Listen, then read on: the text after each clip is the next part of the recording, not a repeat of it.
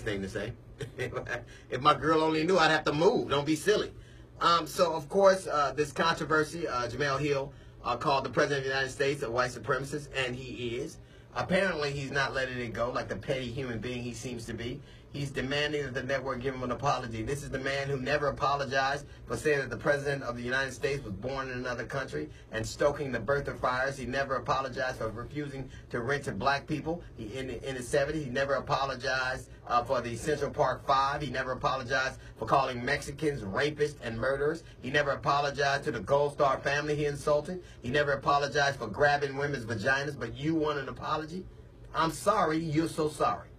Jemele Hill spoke a truth, and now it is seemingly impossible for Americans to accept the fact that this president is what everybody purports him to be, a white supremacist. He hires them, he supports them, he lauds them.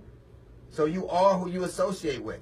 But who I'm particularly proud of is the people who stood up against that. Apparently, as reported in the New York Daily News, and I don't know that this to be true, but they're saying that ESPN tried to remove Jemele Hill from her position on her SportsCenter show, and who stopped that was her co-host. Michael Smith said apparently that he would not, allegedly, that he would not go on without her. And then they tried to replace him, and Michael Eaves and Elle Duncan both said they would also not do the show without her.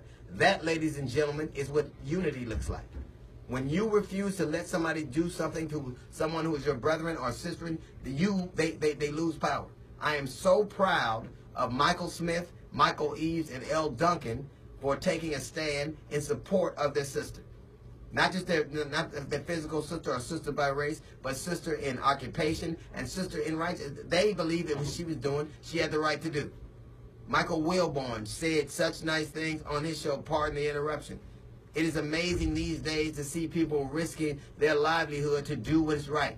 And a lot of players in the NFL could take a note from this. So to Michael Smith, Michael Eaves, Michael Wilborn, Elle Duncan, well done. That is how you stick together. That is what you do. When somebody does something to something and you stand in it and you stand in their stead and you say this is wrong and I'll be with them and I'll risk something, that's all we ask. All of us could take a lesson from that. We are all we have, literally. Literally we all we have. They didn't ask anybody for permission.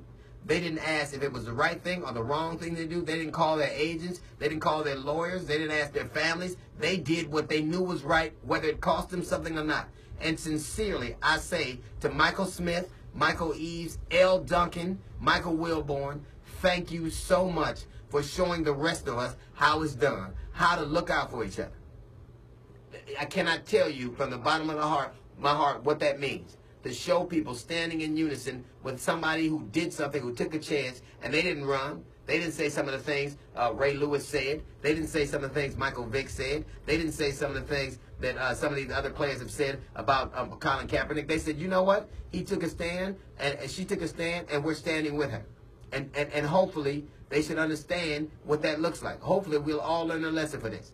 So one more time, very clearly, and from the bottom of my heart, as sincerely as I can say it, Michael Smith, Michael Eaves, Elle Duncan, and Michael Wilborn, you two today are some pretty bad mofos. All right, that's a little note from the GED section. We got the Jazz Report coming up in 15 minutes. It's the D.L. Hughley Show.